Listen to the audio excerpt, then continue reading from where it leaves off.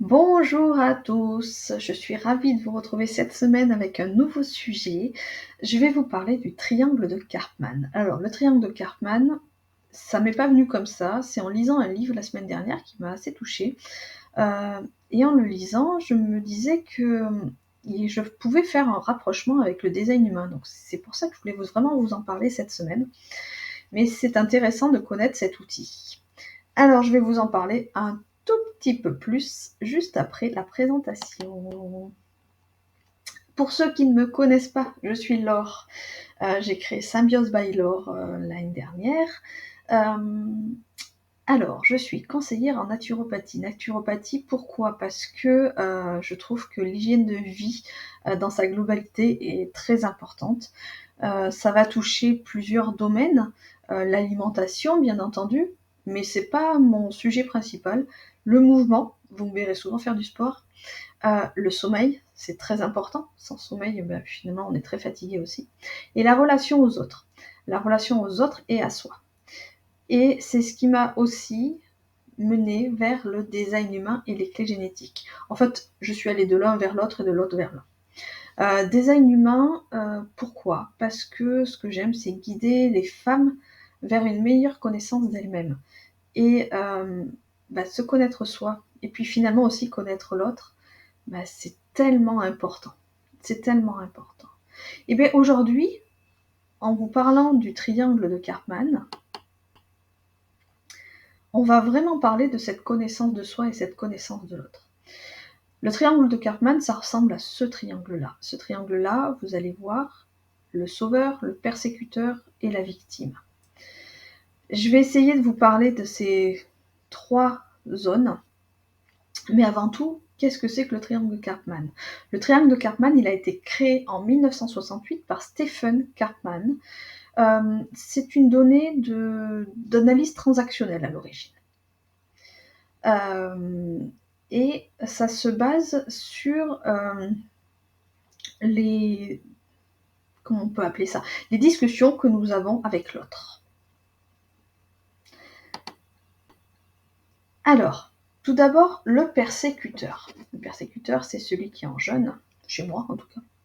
C'est celui qui va faire souffrir l'autre. Il va tenter de canaliser ses propres peurs et ses propres douleurs. Quand on va endosser le rôle du persécuteur, on va tenter de s'imposer ouvertement. Je dois dire comment il faut être. Je dois agir car je sais mieux que les autres. Je sais que j'ai raison. Le persécuteur, il a tendance un petit peu à rabaisser la valeur des autres. Moi, je suis mieux, toi, voilà. Ensuite, passons au rôle du sauveur, du sauveteur, ça dépend. Le sauveur, le sauveteur, c'est celui qui va voler au secours de l'autre. Même si l'autre n'a rien demandé. En fait, il veut aller vers l'autre pour son propre bien. Mais parfois, l'autre n'en a pas envie. Et quand on endosse ce rôle de sauveur, de sauveteur, on cherche un petit peu à dominer en se rendant un petit peu indispensable. Tiens, l'autre il est faible, je dois l'aider. Ensuite, il y a le rôle de la victime. Alors, la victime, c'est celle qui va se sentir impuissante, irresponsable. Elle espère que quelqu'un va venir l'aider, que quelqu'un va venir un petit peu soulager son petit malaise interne. Quand on endosse le rôle de la victime, on a tendance à chercher à dominer, mais cette fois-ci en apitoyant l'autre. Je suis faible, aide-moi. Vous voyez ?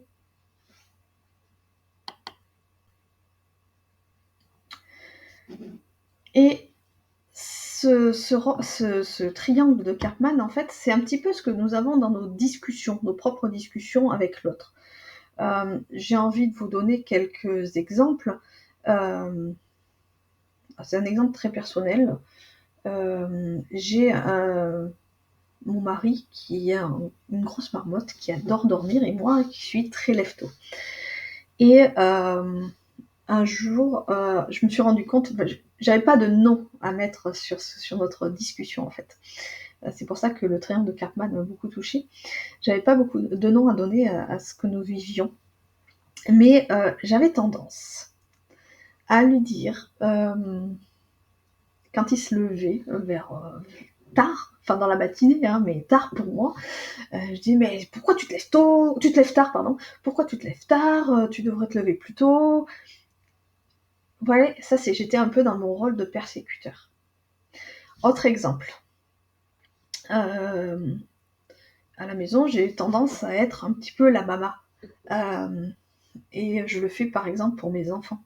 Bon, allez, on se prépare, on va à l'école. Et je te mets le blouson. Mais maman, je sais faire. J'ai envie d'être dans mon rôle de sauveur et d'aider l'autre, mais l'autre n'en a pas envie. Ça, c'est un deuxième exemple. Troisième exemple, celui de la victime. Ça va être oh, tu te rends compte. Oh là là, il m'arrive ça. Juste pour que l'autre me plaigne, mais pour que je dise mais non, mais tu te rends compte, moi je suis comme ça. Tu te rends compte. Et là, j'ai envie d'avoir mon, comment dire, mince, j'ai perdu le mot. Je veux que l'autre s'apitoie sur moi pour prendre le dessus sur lui. Voilà. C'était 3 exemples que je voulais vous donner. Comment on peut s'en sortir de ce schéma? Parce qu'il y a des possibilités, bien entendu. On ne reste pas toujours. Alors, toutes les discussions ne sont pas basées là-dessus, sur ce triangle de Karpman, mais beaucoup. Justement, pour s'en sortir, observez les pensées à un moment. Observez ce que vous pensez quand vous êtes en train de discuter avec quelqu'un. Essayez de repérer les discussions et les jeux psychologiques, alors que ce soit vous, quand vous êtes en train de parler, ou entre 2 autres personnes. Je ne sais pas si vous asseyez à la terrasse d'un café, mais c'est souvent intéressant, je trouve, que la terrasse d'un café, vous écoutez les autres, en étant discret, et vous voyez un petit peu ce qui peut se passer. Et en gros, c'est de notre responsabilité de nous en sortir. Je veux m'en sortir, mais c'est moi qui vais me sortir de ce triangle-là. J'ai fait le format d'un carré quand même, de ce triangle-là. Comment ça va être en exprimant clairement nos propres souhaits. Je vais en parler un petit peu après. Et c'est aussi de la responsabilité de l'autre d'accepter ou non de sortir de ce schéma. C'est pas à vous, sinon vous retombez dans le rôle du sauveur.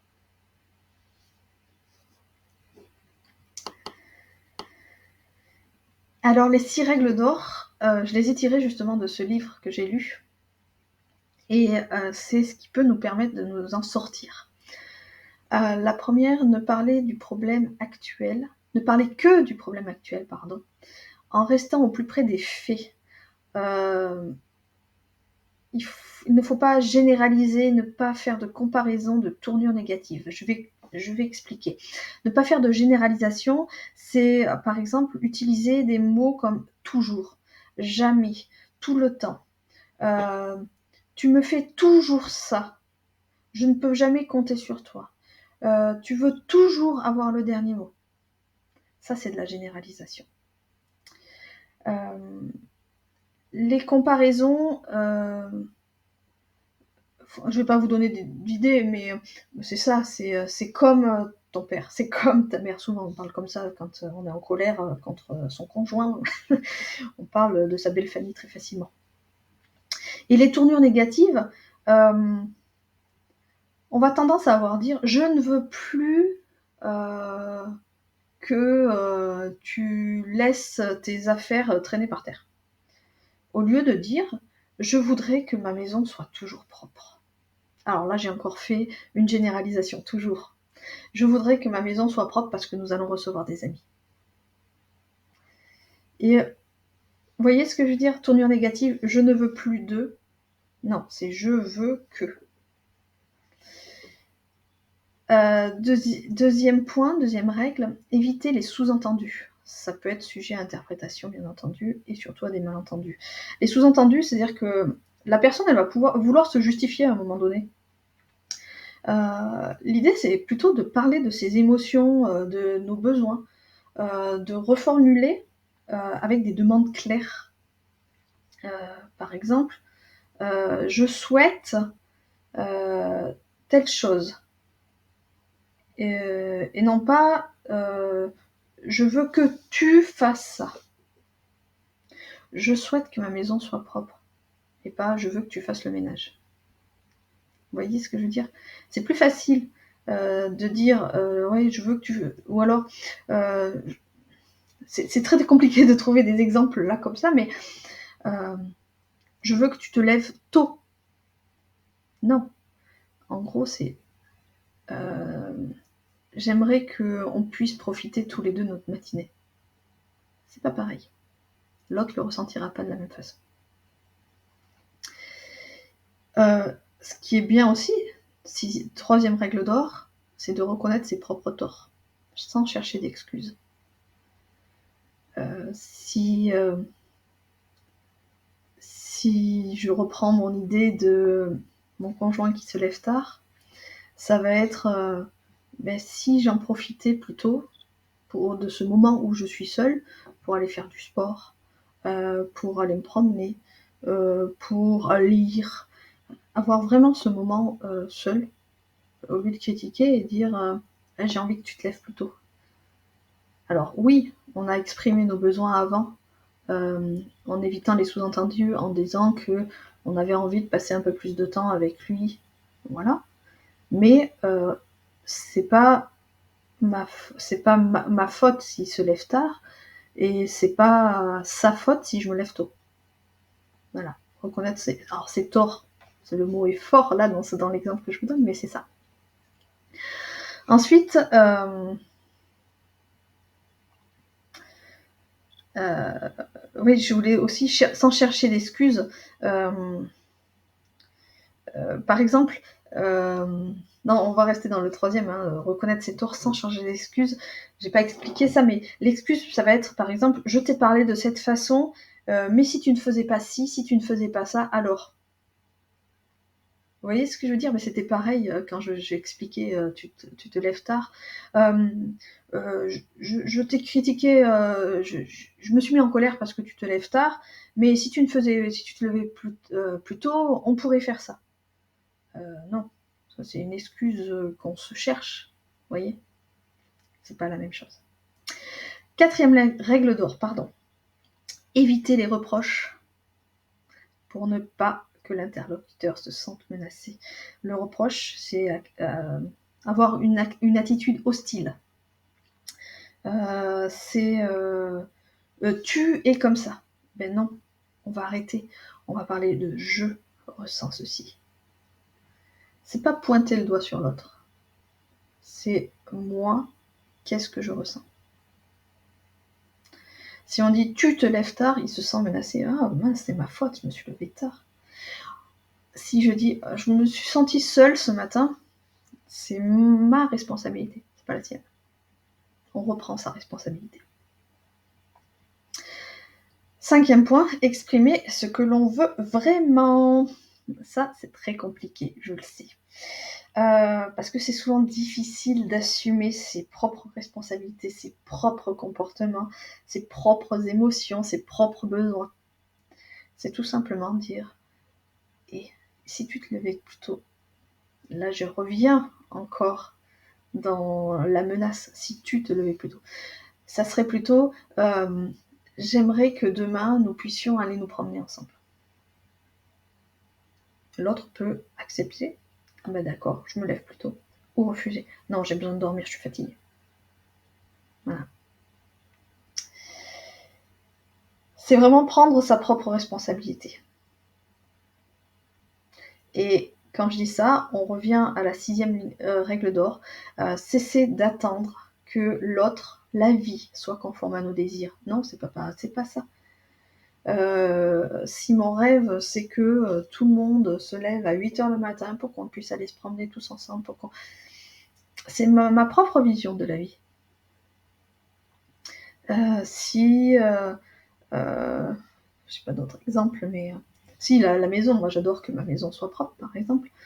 J'ai des enfants et des enfants qui une chaussure par-ci, une chaussure par-là. C'est ma vie que je vois dans une maison nickel, sans aucun truc qui sort. Mais c'est pas ça la vie. La vie, c'est de vivre avec les autres aussi. Vous comprenez? Voilà ces 6 règles d'or. Et il faut savoir que c'est notre vision. Notre vision, c'est notre réalité. Moi, je veux une maison propre, c'est ma vision, c'est ma réalité.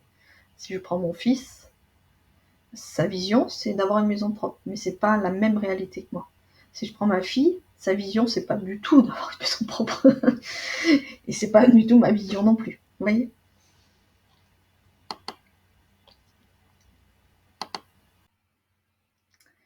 Donc, je vous ai parlé du triangle de Karpman. Je voudrais maintenant vous parler du triangle de la compassion. Alors, vous avez vu tout à l'heure, mon triangle était avec la pointe en haut. Là, il se retrouve avec la pointe en bas. C'est le pendant, en fait, du triangle de Karpman. Quand on arrive à enfin sortir de ce jeu psychologique un petit peu dramatique, on peut aller vers un autre jeu psychologique, parce que toutes les discussions sont un petit peu comme ça, qui est quand même plus serein. On va donc parler du vulnérable, du bienveillant, ah j'ai fait une faute, de l'assertif.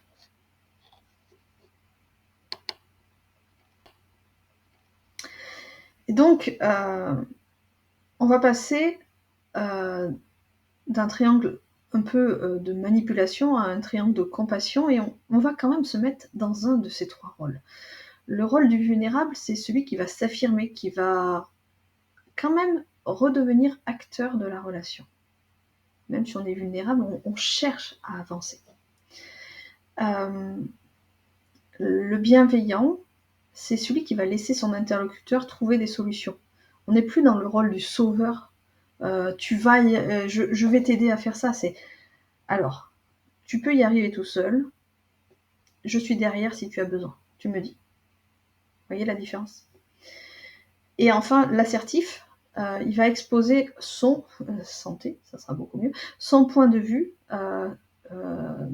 sans violence, me dis donc, 2 fautes dans la même phrase, sans violence. Et on va finir par développer son empathie. On n'est plus dans le rôle de la victime où oh mais je veux pas y arriver. Non, c'est bon. Alors moi, mon point de vue, c'est ça. Je vais essayer. Je me suis trompée. C'est pas le rôle de la victime, c'est le rôle du persécuteur, pardon. Je vais pas faire souffrir l'autre pour comment dire, pour lui imposer mon point de vue. C'est je vais donner mon point de vue. Je vais l'imposer, oui, en disant c'est ça mon point de vue, mais on va écouter l'autre en retour. Pourquoi je vous ai parlé de ce deuxième triangle? Parce que c'est là où je pense qu'il y a un rapport avec le design humain. Même avec le premier triangle, là, d'ailleurs. Quand on ne se connaît pas, c'est toujours difficile de comprendre l'autre. Quand on rentre dans le design humain, quand on se fait faire sa charte de design humain, on apprend beaucoup sur soi. Alors, une charte de design humain, ça ne va pas vous aider à vous connaître à 100%. Quand je dis à mes élèves, le design humain, pour moi, c'est toute une vie. C'est toute une vie parce qu'on va apprendre plein de choses. Quand je vous parle de portes, il y en a 26 au maximum. Donc, chaque porte, elle va parler. Puis, il y a des canaux, puis il y a ça, puis il y a ci, puis il y a... Donc, c'est toute une vie. Mais le début, rien qu'apprendre son type, sa stratégie, son autorité, déjà, paf, ah oui, alors moi je réagis comme ça. Mais l'autre, c'est souvent dans la famille que je pense à ça, parce que c'est plus facile d'avoir la date de naissance et l'heure de naissance de sa famille. Mais l'autre, alors il est comment? Pour vous donner un exemple. Moi, je suis d'autorité autoprojetée, mon mari sacral, mais nos 2 enfants sont d'autorité émotionnelle. Du coup, quand ça part très fort. Par exemple, pour mon fils qui, lui, a l'autorité c'est pas l'autorité émotionnelle, c'est qu'en ce moment il vit un peu la même chose que moi, c'est qu'il a le canal 35-36 qui relie la gorge au splénique, n'importe quoi, au plexus solaire. C'est une autorité émotionnelle, mais un petit peu, moi, je vois ça comme un feu d'artifice. Ça part d'un coup, et puis la lave finit par tomber. Mais de savoir que mon fils a ça, quand il commence à partir, d'un coup, je me dis, ah, waouh, là, c'est juste son autorité qui est en train de se faire, et je sais que ça va baisser, baisser, baisser. Ça va pouvoir revenir. Mais du coup, je me mets pas en colère, en l'accusant, en le persécutant, vous voyez. Mais tu es comme ça, mais pourquoi tu fais ci? Non, c'est waouh, il a sa façon de faire. Je vous parlais de mon mari aussi, il a le cœur non défini et puis complètement ouvert. Aucune porte à l'intérieur. Ce qui fait que quand il va me dire quelque chose, maintenant je vais prendre du recul en me disant, bon, soit ça va se faire, parce qu'il en a vraiment envie en tant que manifesteur générateur, sa joie ça va être ça, et puis il va tenir sa promesse. Mais il est possible que sa promesse, il ne la tienne pas. Parce qu'il veut être dans le rôle de la victime ou dans le rôle du persécuteur. Non, c'est juste que c'est lui. Et moi, je ne vais pas me mettre dans le rôle de la victime. Ouais, mais il m'a promis ça, et alors? Ou alors dans le rôle du persécuteur. Mais tu m'as promis ça. Non. Je sais aujourd'hui que c'est comme ça. J'ai appris à le connaître. Donc c'est la connaissance de l'autre aussi. La connaissance de soi. Je vous parlais de mon fils avec son canal 35-36. Ça repatit sur moi, sur mes enfants. Et moi, actuellement, par le transit, je l'ai aussi. Et bien, quand je m'énerve comme ça, je là, c'est moi là. Je vais pas toucher les autres. C'est moi qui suis en train de prendre ce grand d'exploser en fait. Et dans ces cas-là, je sais que je vais exploser. Alors, comme ce n'est pas un canal qui est défini chez moi, mais que c'est un canal qui est en ce moment dû à un transit, quand je le sens arriver, je me mets de côté et j'essaie de le refaire descendre. Voilà. Et donc, du coup, je trouve que cette idée de se dire on va sortir du rôle de persécuteur, du rôle de sauveteur, du rôle de victime, parce qu'on a appris à se connaître grâce au design humain, je trouve ça tellement intéressant. Voilà, c'est pour ça que je voulais vous en parler. Alors d'abord parce que c'est intéressant de connaître ce triangle de Karpman, et ensuite parce que je voyais ce rapport avec le design humain, la connaissance de soi. Et quand j'ai découvert qu'il y avait un triangle de la compassion à côté, je trouvais que ça se rapprochait tellement de ce qu'on a envie. Être vulnérable, oui, on s'affirme, on devient acteur de sa relation. On retrouve une relation authentique, une relation vraie avec les autres, une relation respectueuse. Est-ce que vous voyez où je veux en venir? C'est pour ça que vraiment que je voulais vous en parler. Voilà. Alors, maintenant que j'ai terminé, pour me retrouver sur Instagram, Symbiose by Laure, sur mon blog, où vous retrouverez d'ailleurs un article au sujet du triangle de Karpman qui sortira en fin de semaine, sur ma chaîne YouTube, là où vous êtes actuellement, là tout de suite. Mais abonnez-vous parce que chaque semaine je sors une nouvelle vidéo et c'est pas comme ça vous n'en raterez aucune. Et puis si vous avez des questions, c'est sur le sujet du triangle de Karpman au-dessous de la vidéo sans problème, sinon par mail laure@symbiosebylore.fr. Je vous remercie de m'avoir écouté et puis on se retrouve très bientôt pour une nouvelle discussion. À bientôt.